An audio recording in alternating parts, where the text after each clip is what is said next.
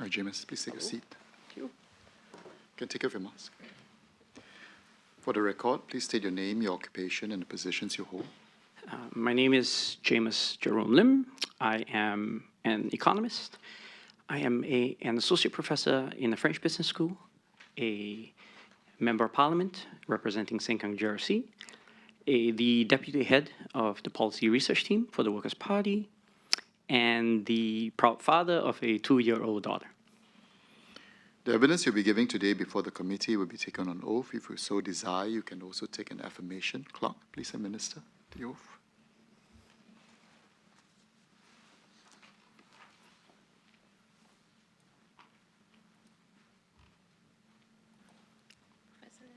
I'll do the affirmation. Okay, you may rise, please. And you can recite the affirmation now. And raise your right hand. I, Jamus Jerome Lim, do solemnly, sincerely, and truly declare and affirm that the evidence which I shall give before this committee shall be the truth, the whole truth, and nothing but the truth. Please be seated. The Committee of Privileges is looking into the complaint made by the Leader of the House, Ms. Indrani Raja, against former member of Sengkang GRC, Ms. Raeesah Khan, for breach of privilege. Thank you for attending today's hearing to give evidence before the committee and to answer the questions which members of the committee would like to put to you. You have taken a solemn obligation to answer our questions truthfully. If you refuse to answer our questions directly or attempt to mislead the committee, such behavior will be an offense and in contempt of this committee. I'll hand over to Minister Desmond Lee for questions. Good afternoon, Dr. Lim. Aye. Can you just, maybe I just give you some background? Please. You would be familiar that Leader of the House had referred former Sengkang GRC MP, Ms. Raeesah Khan, to the Committee of Privileges after her personal statement on the 1st of November this year. That's right. You would recall that statement? The statement? Yes, she made in Parliament. Yes. Yeah. And therefore, the remit of this committee is to ascertain the following. First, the facts, whether Ms. Khan did or did not lie to Parliament on those two occasions, 3rd of August and the 4th of October this year. And the second responsibility of the COP is to determine the level of responsibility, assuming that she did indeed state untruths to Parliament. And in determining the level of culpability, we need to understand the circumstances, what happened, what was she motivated by, did she speak to anyone, did she get any advice, what were the aggravating or mitigating circumstances, and then we'll be in a better position to make a recommendation to Parliament. I understand. So we would welcome your assistance to the committee to help us understand what had happened. I'm here to help. Yeah. You were in Parliament when you heard the personal statement by Ms. Khan on 1st of November, and that related to the 3rd of August and 4th October statements she made regarding an anecdote about the police and a sexual assault survivor that she had allegedly accompanied to a police station, and that turned out to be a false statement. You recall that? I recall, yes. Prior to the 1st of November personal statement by Ms. Khan, there was a CEC meeting by the Workers' Party on the 29th of October. I cannot remember the date, but it was that Friday just before the statement, yes. And you were present? I was present, yes. Was that usual CEC meeting day, or was it specially called? No, it was an extraordinary CEC meeting. And who called for it? If you recall. I cannot recall, but my guess would generally be either the organizing secretary, who would be Dennis, or it would have been Pritam or Sylvia, one of the two. Thank you. And at that extraordinary meeting, the COP is given to understand that Ms. Khan had read out the draft of a statement that she was going to make on the 1st of November. That's right. And you heard her recite the draft? Correct. Orally? Yes. Yes. And do you recall if any member gave any feedback, suggestions? So we discussed what she would say. In particular, she had shared that, and that was the first time that I had heard it, that she was a sexual assault survivor. And there was some discussion among us about that. And I cannot speak for the others, but for myself, I had felt that was something that was important to state. I think since then, others have shared online as well as elsewhere that it could sound like an excuse. I disagreed with that. I recommended that she share that background, that context, because, so I'm a professor of economics. I traffic in rationality, and for me, what she shared was a little bit irrational in terms of why she lied, not what she shared, but why she chose to speak an untruth in Parliament to back up the background. And so I thought it was important that she shared with the House her thinking, as I hesitate to use the word convoluted, but it conflated incidents. And so I felt that it was important that she shared that context. Thank you. And so you're saying that there were some suggestions that she not include her personal experience in her personal statement, but you replied to the contrary. You felt it was necessary for her to state this. And this was all on the 29th of This was on the 29th. I wouldn't say that there were some suggestions, but there was discussion about this part, why she chose to share this aspect. And my view was that it was important that she share it. And what you said was said on the 29th of October itself, on the meeting. On that meeting, CC I shared what I just shared with you, yes. Prior to this CC extraordinary meeting on 29th October, were you aware when the meeting was called what the meeting would be about? I vaguely knew it might be about Raeesah, but I did not know the contents of that meeting. I didn't know what we were specifically going to discuss. So by the 29th of October, you would have known that Ms. Khan had said the untruths in Parliament in That August Friday, and October. yes. That very day itself or prior to that? No, that day itself. So prior to 29th October, you were not aware? I was not, unfortunately. Okay, not aware that she had made falsehoods to Parliament? Yes, I was not aware. So the first time you found out was when she read out her statement and you realized that she was in fact saying to you and the rest of the CEC present that she's actually confessing to a lie on the 3rd of August and 4th October. So prior to that, I believe she had shared with Parliament that she had lost contact with the person, and that was public knowledge, and that was what I thought was the issue. Thank you.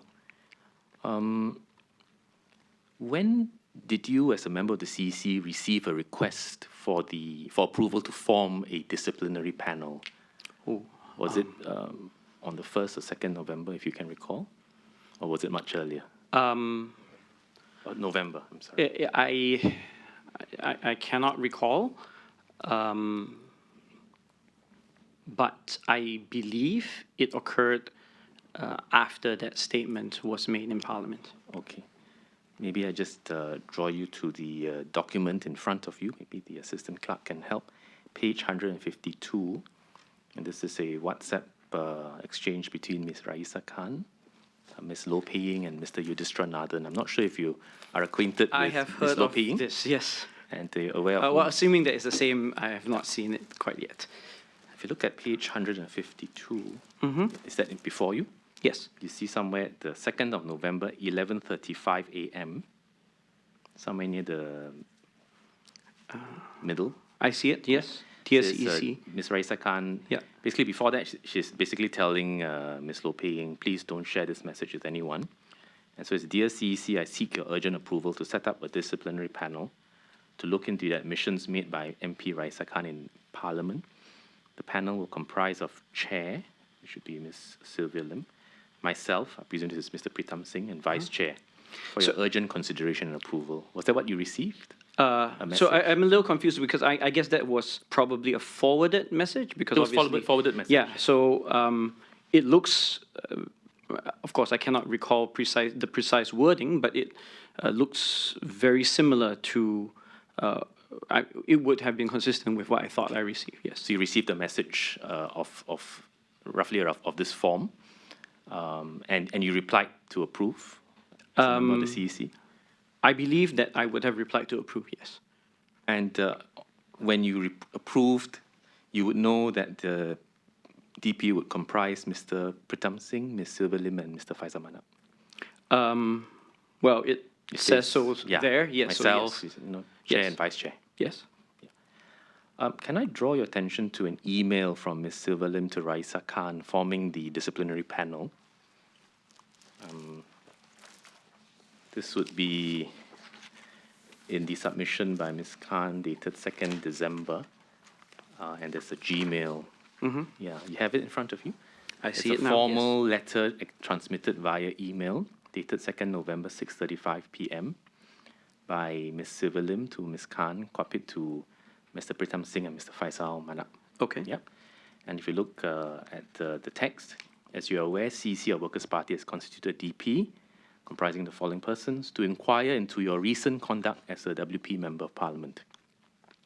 The specific episode to be inquired into is that you had conveyed untruths in the course of your parliamentary speech on the 3rd of August, and then it sets out the anecdote about the police and the sexual assault survivor.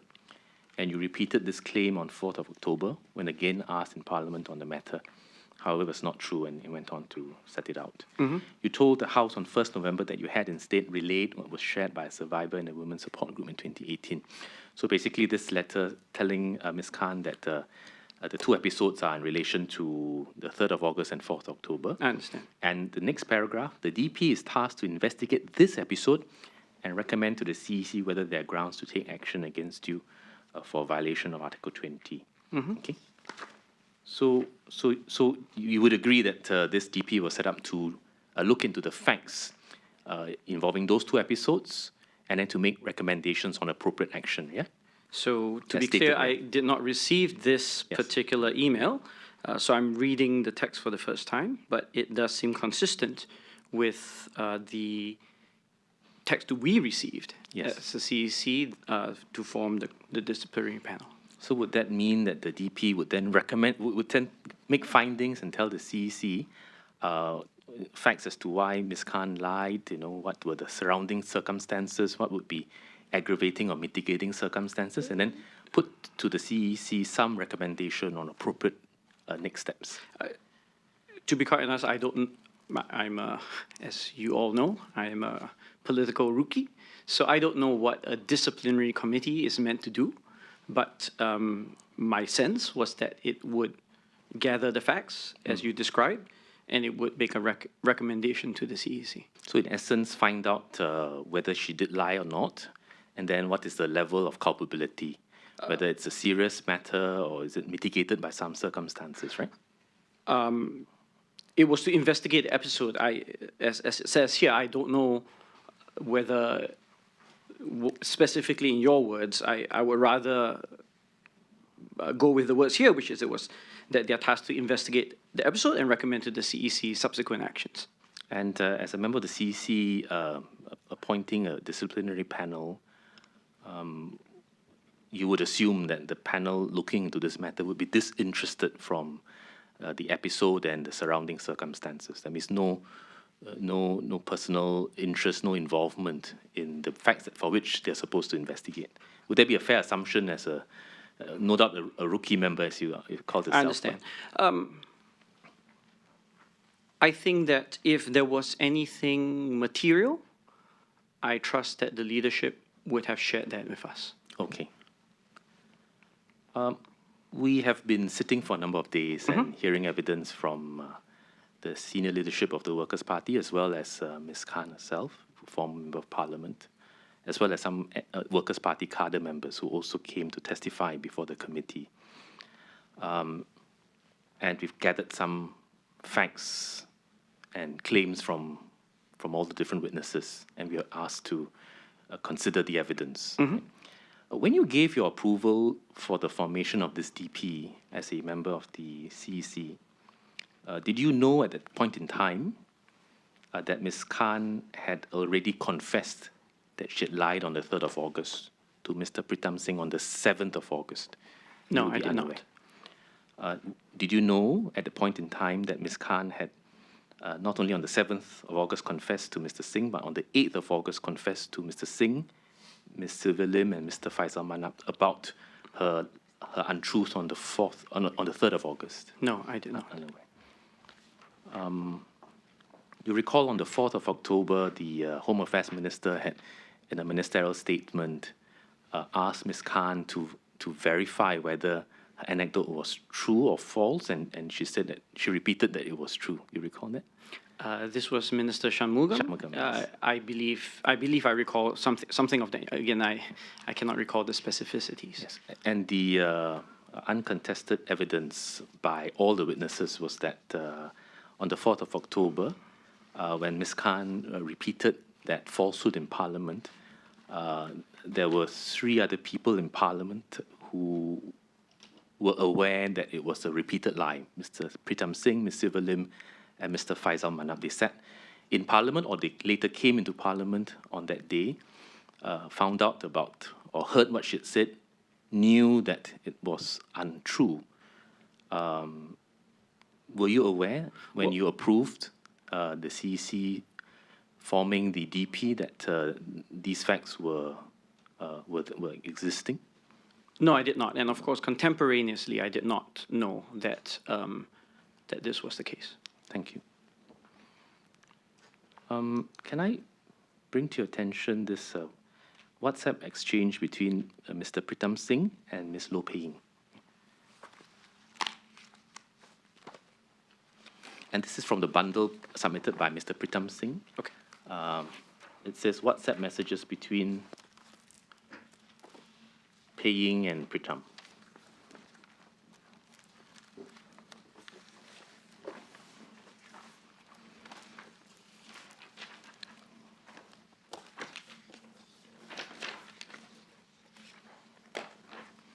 Thanks.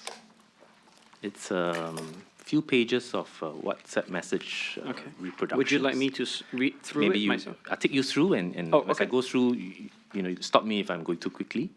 The first page is from Ms. Loh Pei Ying, whom you're familiar with, yeah? Yes, I know her. You know her, Yes. her. And she says, hi Pritam, I've tried to reserve my comments on the DP so far. I saw the message that was sent out to everyone. Now, I stop you there. You see that first paragraph? The very first paragraph. This was the copied picture or the? This one here. Is this the one that Oh, sorry. Dr. Lim has? Did I not get the right page?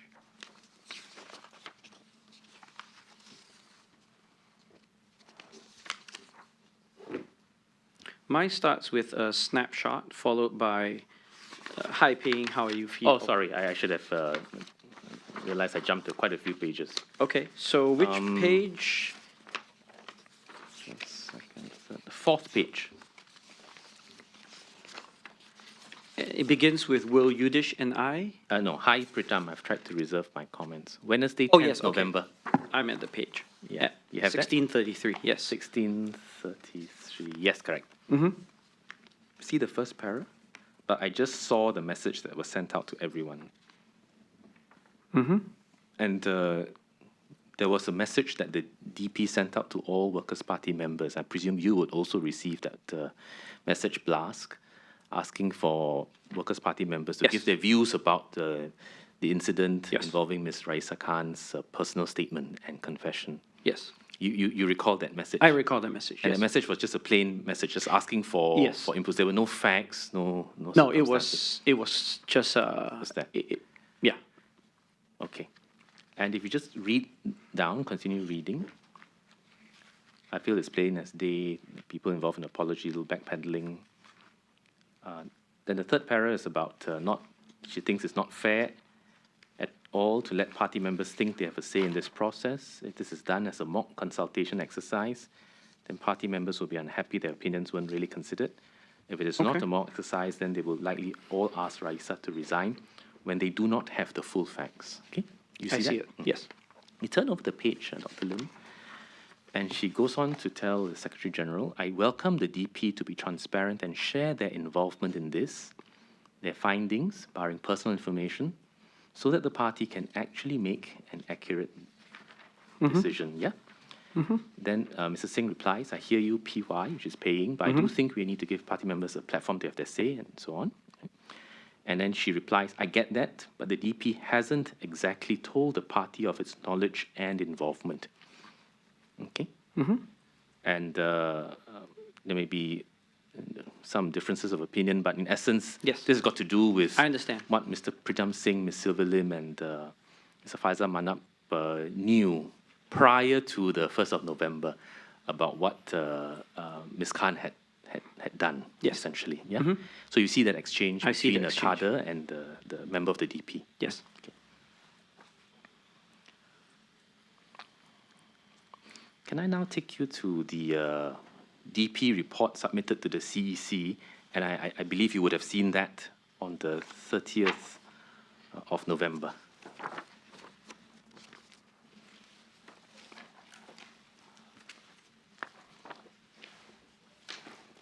This is the report of the disciplinary panel. Yes. And Mr. Faisal Manap, and I believe Mr. Singh had also told this committee that a report was submitted, and it was also flashed on the screen in front of the CEC, and the panel members brought you all through. I their recall this findings. document. You recall this document? Yes. Yeah. And if you see this document, the first page is the rules, the party constitution, the Singapore Constitution. Look at the second page. It sets out Chronology of the milestones. chronology of work, of milestones. And then at the bottom, you see that total turned up, members consultation. 24 members turned up, 10 emails were received, so 34 representations. Right? Opinions, leave the Workers' Party. Differences, re-mode of departure. I presume that means, that 26 representations were for Ms. Khan to leave. But how she should Leave. leave is a matter of difference. Yeah. Okay. Stay as MP 3, non-committal 5. Okay. And just over the next page, you see the DP's assessment, nature of misconduct. They're telling the CEC that she had knowingly asserted an untruth on 3 occasions. Went down to the number of occasions they counted. Set out the constitution of the Workers' Party about their responsibilities to be honest and frank with the party and Singapore. And goes on to say she has admitted that she told the untruth, viz. That she did not accompany the victim to the police station, so on and so forth. While she has stood up to correct the error, her conduct is prima facie disciplinable as it is a breach of the party constitution in an official national capacity. You see that? I see that. And it goes down with the range of punishments that the CEC can decide on. So they're setting out what the CEC's powers are. And then it goes down, I just draw attention to 2 paragraphs that are significant. One would be mitigating factors. And they were presented to you that they think that there was no malice or sinister motive. And they say that she made a public admission on 1st November to correct the record. And that she, bracket likely, close bracket, believed the survivor's account. Right? So that's mitigating. They feel that, she had lied, yes, but there's some mitigating factors Yes. that ameliorate her level of culpability. Then it goes on to say aggravating factors. What are the matters that may aggravate her level of responsibility? First, it was a deliberate act, knowing it was false. Second, it was a belated insertion into a final version of a speech. Third, she had ignored or did not appreciate SG's advice to her on the need to substantiate that particular paragraph. And that was probably at the start when the draft was prepared. Yep, you see that? So I see it. the DP had placed before the CEC for its consideration what are the factors that mitigate or aggravate her level of culpability. And then they make a final recommendation and observation that, as such, right, doesn't appear to be stable, conduct shows signs of lack of due diligence, party would take a big gamble on its reputation if she were to continue in Parliament. And lastly, the DP recommends that she be asked to resign, failing which she would be expelled. Right, so that is after weighing the aggravating and mitigating circumstances, which they've laid. I presume you believe it was a full disclosure of all the factors, and then made a recommendation to ask the CEC to consider asking Ms. Khan to either resign, filling which the CEC should expel her from the party and, in essence, cause her to step down as a member of this parliament. I see the recommendations as Yeah. listed, yes. Yeah. And so, can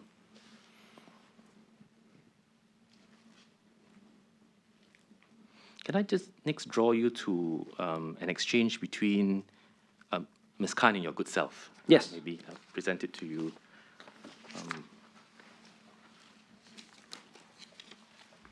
She had given this to the COP on the 8th of December. WhatsApp messages with Mr. Jamus Lim. Yes. Okay, and this is on the 13th of November. I You see it. You recall this conversation? This I do. message, yeah? She wanted to speak to all the Sengkang MPs to get their advice on what to do moving forward. And you reply on the same day, shortly after a message, that you were, and I quote, "I am for second chances. Moreover, I believe that being an MP was a decision by the electorate, and hence removal is not a decision that should be taken by the party. All that said, the feedback I've received, that means you received, both from within the party and without, has been overwhelmingly, about 90%, although feedback providers are always more polarized than the majority. That's a Negative. academic qualification for you, but yes. Negative insofar as continuing in the role is concerned. So the bottom line is that you need to reflect on not just what the implications of continuing would be for not just yourself and the people of Sengkang, which seems to be mixed, but also the impact on the party, especially in terms of morale among volunteers and the overall reputation of the party. Yes. In an ideal world, I like that we adopt a different, more compassionate approach to errors. Thus far, however, we seem to be living in a society that isn't such. Can I draw your attention to the point you made about the feedback that you receive from within the party and outside, and you say it's been overwhelmingly negative? Yes. So the public or the people who gave you feedback, as well as the people who gave feedback to the DP, the number of people who made representations in the DP's report. I do not know who spoke with the DP. But basically, yes. those people would, like you, not be apprised of the fact that she had confessed to lying in Parliament to senior leadership few days after her first lie. They and you would not be aware. We would not have been aware, but as I shared, I had trusted the party leadership that if that was relevant, if that was material, they would have shared that with us. So when the DP report was presented on the 30th of November to you and the rest of the CEC by the DP, barring what was given to you in this report, you would not be in command of any other facts. Am I right?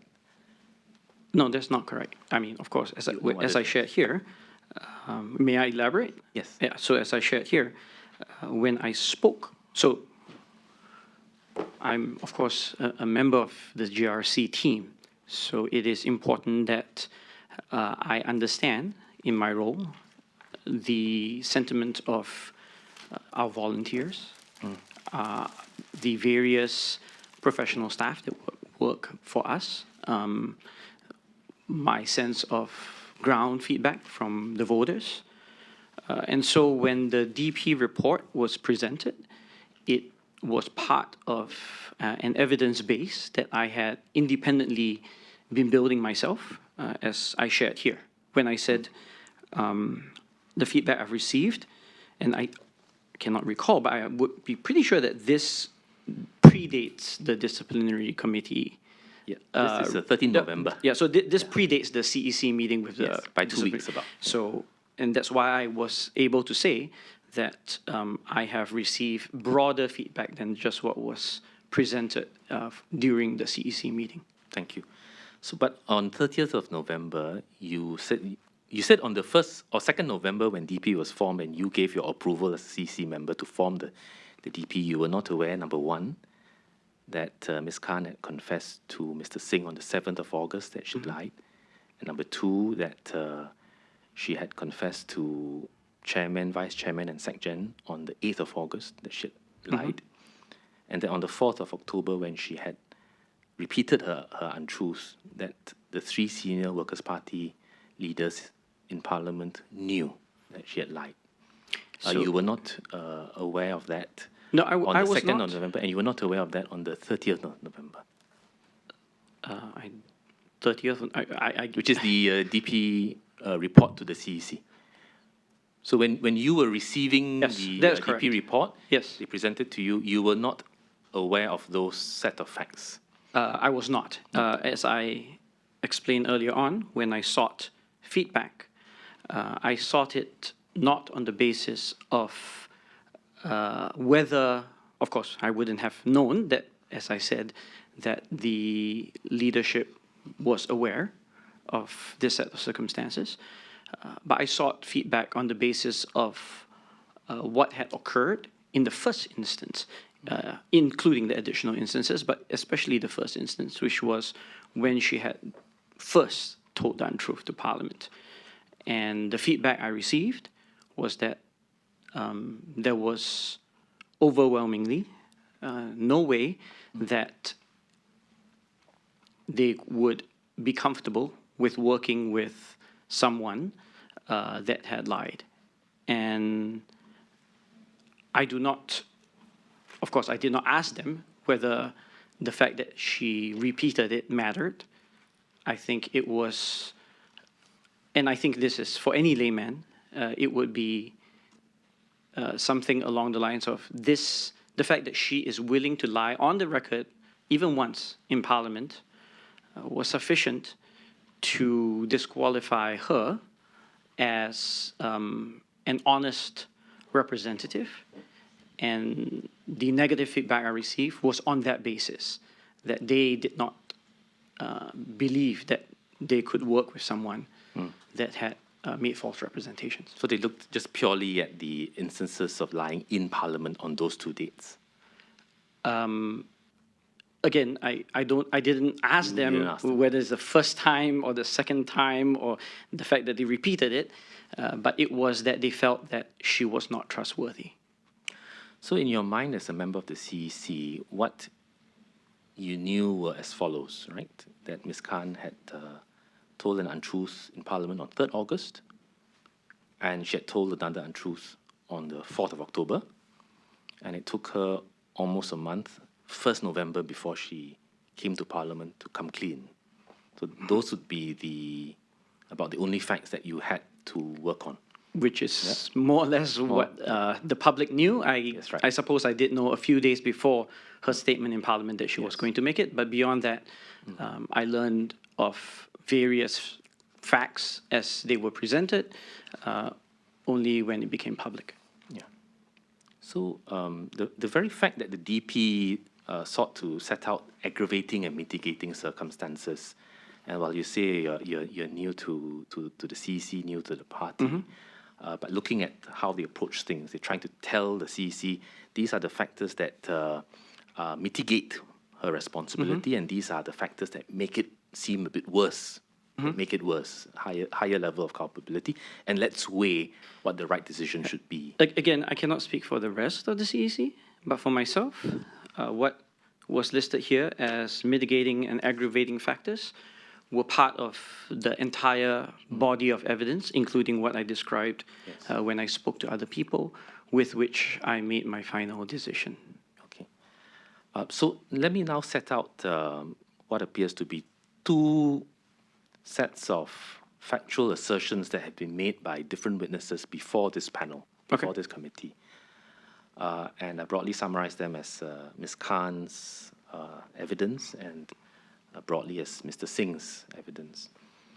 Both have a common position, and both say that Ms. Khan had confessed to Mr. Singh on the 7th of August that she had lied, and then again on the 8th of August to the 3 senior leaders of the party, Mr. Singh, Ms. Lim, and Mr. Faisal Manap, she had again repeated and came clean and confessed that she had lied and gave more reasons. So that is undisputed, more or less. Yeah? And then here's where the evidence diverges. Ms. Khan's evidence is that on the 8th of August, when she confessed that she had lied in Parliament, her takeaway from the meeting with the senior leaders was that she was told to take this lie to the grave. And that's what she's told this committee. And that a day before the 4th October sitting, Mr. Singh had visited her and told her she could continue the lie or narrative if not pressed. He would not judge her. That is what she's telling the committee, right? But Mr. Singh's evidence before the committee is as such. Yeah? And as I really summarize, and I don't do justice by summarizing. But I have some feel. familiarity, so Yes, that's fine. Yeah. So Mr. Singh told this committee that on the 8th of August, he had told Ms. Khan that we will deal with the issue, but go tell your parents, right? Please inform your parents. And that was on 8th of August. On the 3rd of October, a day before the Parliament sitting on the 4th, he felt that this issue may arise the next day in Parliament, and he told her to take responsibility and ownership of the issue. He will not judge her. All right? And in his view, that meant that she had to come clean on the 4th of October, all right, with what she had said in August. I understand. So that's where the two Narratives two diverge. narratives diverge quite significantly and in stark contrast with each other. Now, so let's just take Mr. Singh's evidence. We put Ms. Khan's one aside for the fine. time being. That Ms. Khan had lied on the 3rd of August, but had confessed to senior leaders on both the 7th and the 8th of August, a few days later. Yes. Right? As compared to what you had known at the 30th November CC meeting and before, which is basically she lied, and then she confessed, right? Yes. August, October, November. There's this evidence by Mrs. Singh that actually Ms. Khan had confessed on 7th and 8th of August and come clean. Would that be a relevant fact in this episode? Relevant fact. I'm not talking about aggravating, mitigating. Is it relevant that you lied, but you confessed a few days later? As I explained earlier on, what is material, of course, is potentially subject to some degree of independent interpretation. But I think without additional information on context, it is not possible to assert whether it is material or not definitively. I'm not talking about material, I'm talking about whether it's relevant. Well, So, I guess I used terms interchangeably, but let me explain, perhaps, if you're willing. So, for instance, and this is purely hypothetical, but if she had shared with the leadership and the leadership said, we hear you, we would like you to nevertheless subsequently tell the truth, but we'll give you some time. In my view, the fact that they knew would not have been material, would not have been relevant. This would be consistent with, as you said, the narrative that Pritam, Mr. Singh, has shared. If instead it is consistent with the narrative that Raeesah has shared, that they had told her to, in her words, take it to the grave, then that would be relevant and material.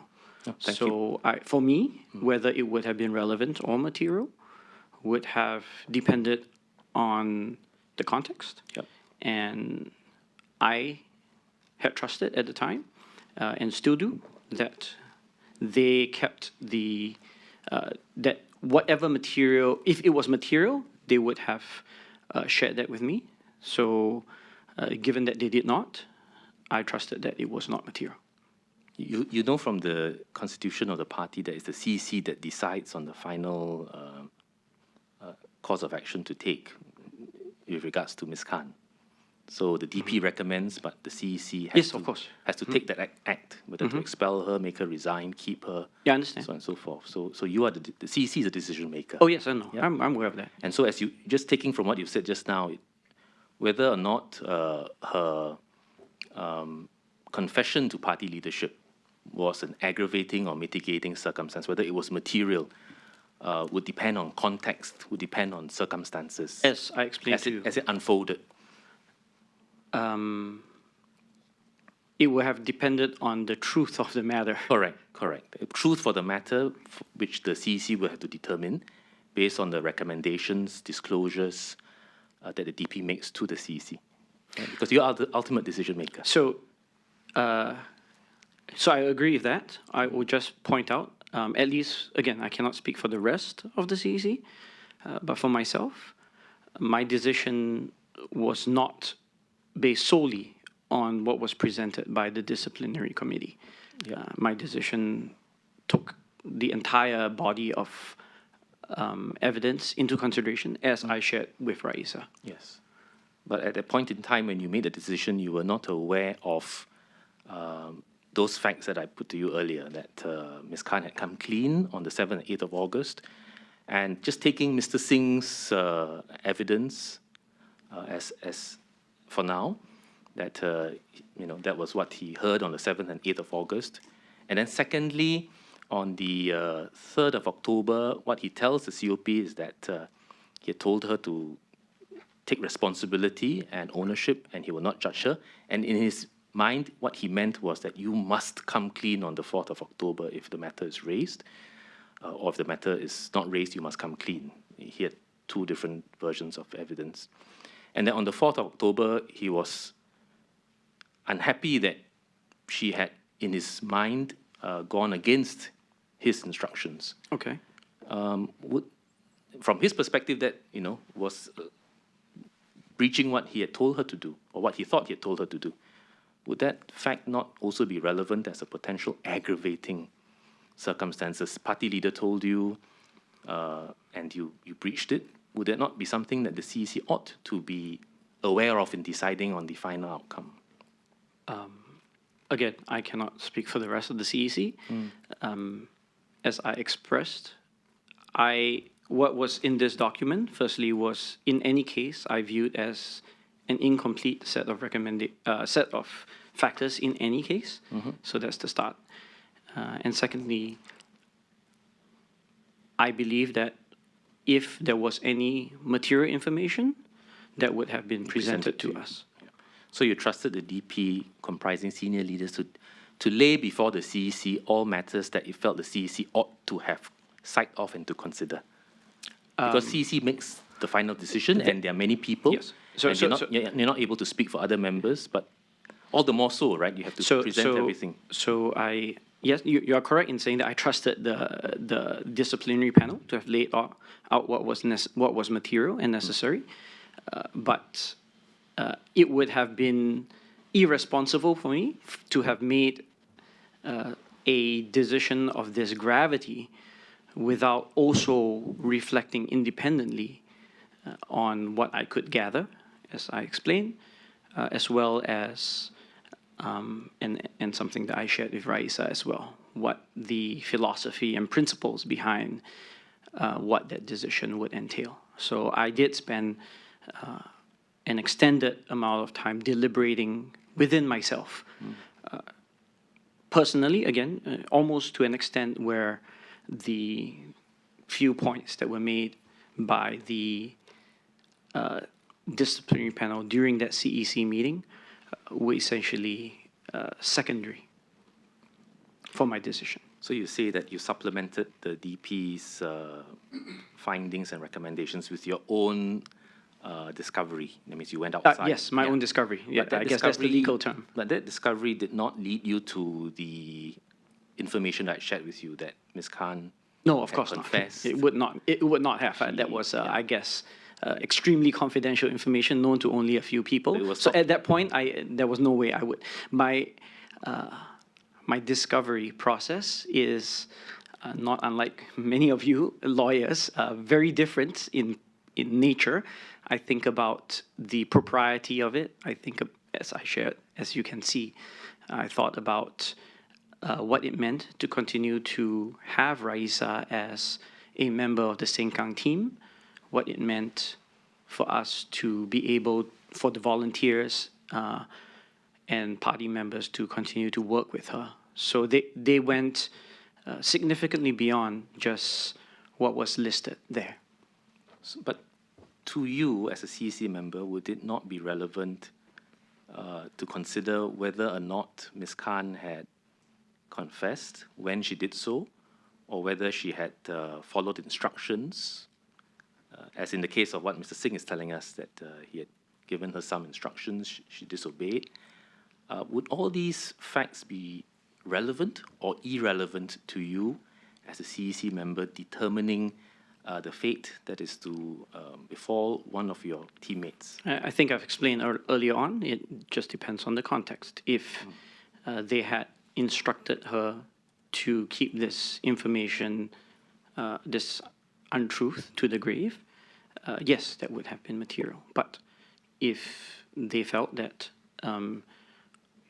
they wanted to give her space, as Mr. Singh had shared, and what was important at that time, at the time of deliberation, was the rest of the facts of the case, then for me that would not have been material. So what's important is that it has to be laid before you, and then you will make up your mind whether it's relevant or not. I wouldn't, no, I don't think I would say that. I would say that ultimately, in a sense, it depends on the truth of the matter, which would then determine the context. Thank you. On the 2nd of December, there was a press conference by the Workers' Party, and I saw that you were present on the panel. Yes, I was. Yeah. Do you recall what was said? Or shall I put it before you? I recall what was said. I was I was at the press conference, but I only I only participated on stage in the second half of the press conference when the Sengkang team had to present, where the Sengkang team made a statement. The first half, I sat at the back of the room, but I was aware of the proceedings. Maybe I'll put the transcript in Sure. front of you. Yes, just so that you can refresh your memory. This is a transcript of Mr. Singh's prepared statement, and then followed by Q&A. And if you, Thank you. have any queries about the transcript, we can play the recording back for you to to listen. Yeah. Statement by Mr. Pritam Singh. You look at the first, second, third, the fourth paragraph from the top. The one that begins with There have been some Okay. queries from members of the public about the knowledge the party had about the original speech Raeesah delivered on the 3rd of August, and what action was taken thereafter. I will address these directly. And you take 1, 2, 3, 4 paragraphs down from that one. And it says, Raeesah shared that her personal trauma and sexual assault explained why she was not truthful about accompanying the victim to the police station, as she had asserted in a speech on the 3rd of August.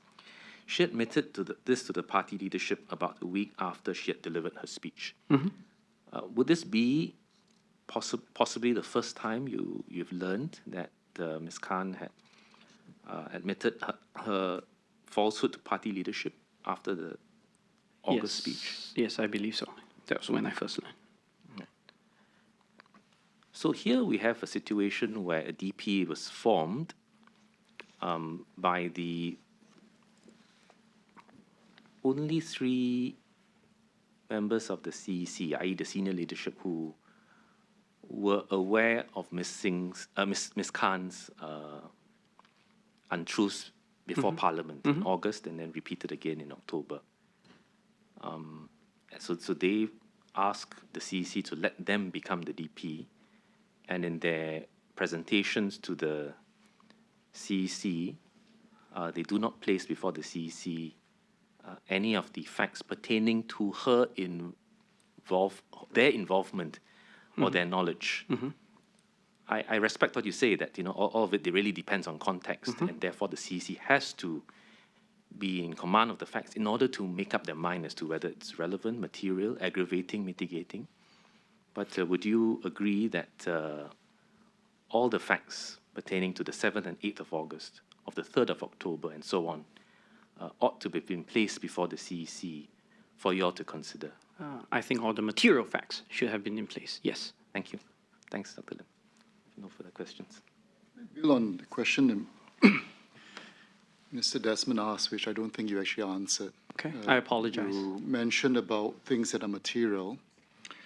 Mr. Desmond mentioned that as conveyed by Mr. Pritam Singh, he had told Ms. Raeesah Khan on 3rd October to take ownership and responsibility, and also the fact that he wouldn't judge her. And in his mind, as he shared with us, his intent was for her to come clean and to tell the truth on 4th of October should the issue arise. Would that not be an aggravating factor? You didn't quite answer this question. In terms of her culpability, because she's been told she lied once on 3rd August, and then again on 4th October, especially if indeed it is true, expressly told by her leader that she should tell the truth. Wouldn't that be material? In your assessment of her level of responsibility in terms of disciplinary action, it would be, wouldn't it? I'm trying to process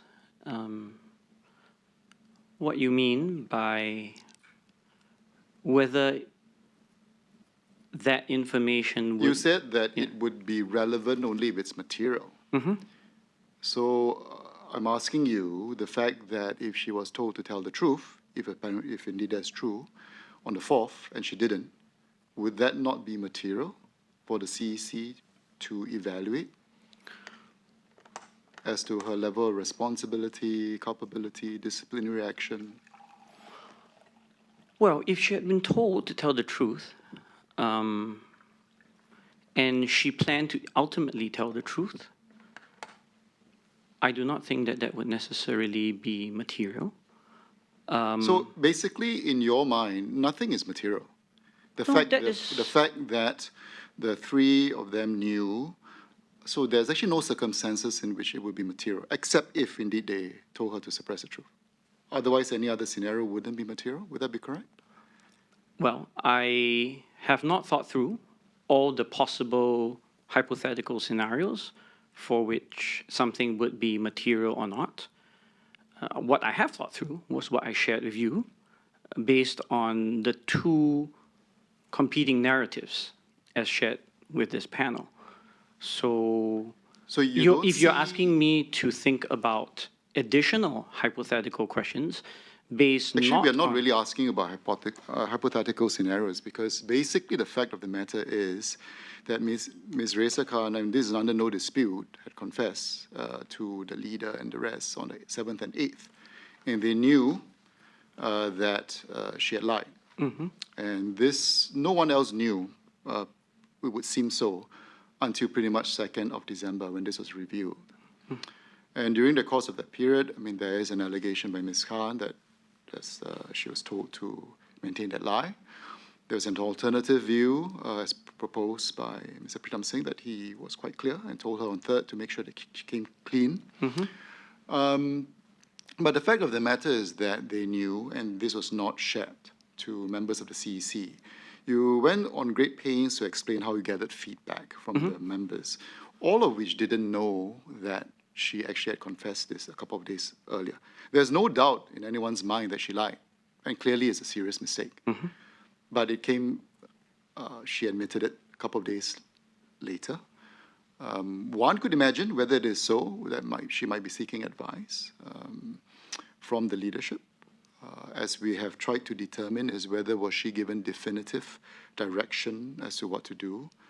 As we have gathered from the 8th, didn't seem compelling, what exactly was said.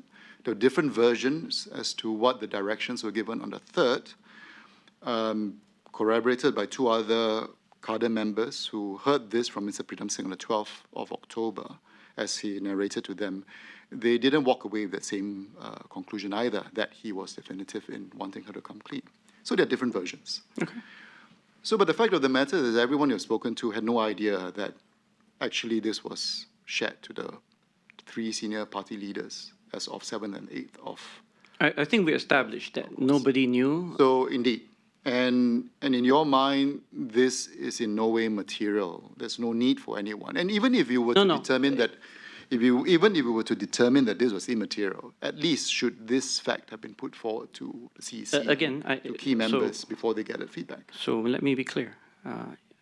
I think that there are, in fact, circumstances in which it would have been material. I'm not asking in what circumstances. I'm saying in this particular case, are you echoing the same view that actually it is irrelevant for this fact to be shared to the CEC? So I will. And whether this fact should be shared to the rest of the members for them to then decide for themselves that whether it is relevant or not relevant. As I explained to you, I don't know how many times I would need to repeat myself. If, for instance, she had planned to subsequently come clean with that information, if there was a plan to subsequently confess, then I think that the fact that they knew that she had confessed to them in advance would not have been material. But if that was not the case, if instead they had told her to lie, then that suppression of that fact But the would fact have of the been matter material. is, who determines this truth? I don't know about who determines the truth. The truth is, in fact, out there. Is what we are trying So to the do, is question, to uncover so you the have not truth. answered the question, and basically is this. There is a fact that this was shared to the three of them, and then the CEC was asked to form a disciplinary panel without knowing the full facts. The members were asked for their feedback, and I think one of the observations surfaced was that she lost the support of her teammates, who at that stage didn't know the full picture. Now, so the question I have for you, quite straightforward, is that should this be something that should have been surfaced so that the CEC members or so that the other party members can decide for themselves whether it is relevant or irrelevant, and then make their decisions accordingly? So Should it be relevant, or in your view, actually is irrelevant? let me once again, let me try with a slightly different example, if I may.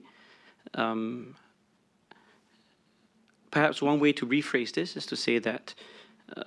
So in all And your you may- hypothetical scenarios, how would you know? Because you wouldn't know these different situation scenarios, right? Because Yes. you've not examined the case. That is correct, and that But is would why. you expect, as a reasonable course of action, to at least be told that, look, this was what happened, and then you decide and evaluate whether it was relevant or not? Would that not be a reasonable way of approaching it? Or you feel that, no, we can let the leaders decide. If they feel it's irrelevant, then therefore it's irrelevant. As I explained at the beginning, I trust that the leadership would have put all the material facts on the table. So in your view, the fact that they did not surface this to the CEC, nor surface it to anyone else when seeking their feedback on Ms. Khan, and of which some of the feedback and adverse feedback or lack of support would then also have some bearing on the final actions taken against her, you feel that because they made a call not to let all of you know about the fact that she had divulged this on the 7th and 8th, therefore it is irrelevant for everyone else to know. I already Would that be correct? Would that be correct? You said a lot of things. So Yes. which part is correct? As I explained to you. The part that they had already assessed that this was irrelevant and you trusted your leaders, and therefore if they deemed it irrelevant, then there's no need for the rest of you to actually know those details. Because whatever hypothetical scenarios you have painted is actually, it's not obvious to anyone because you don't know of those scenarios.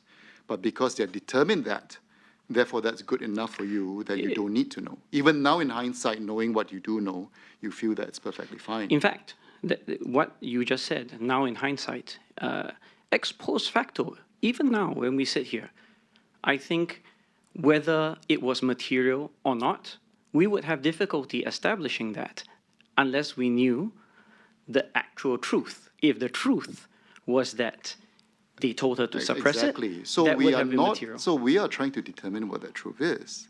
Yes. But you have already stated that actually you trust the leadership and that it is irrelevant. I stated that I trusted the leadership. What we're asking you is it reasonable to expect that this should be shared?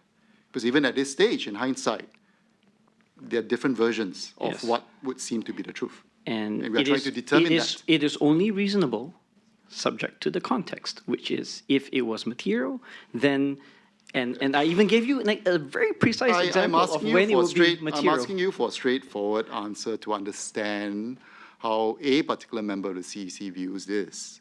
is whether the fact that this is something that should have been shared with the CEC and the rest of the members as they were asked for feedback. Yeah, Mr. Chair, I'm not trying to be evasive.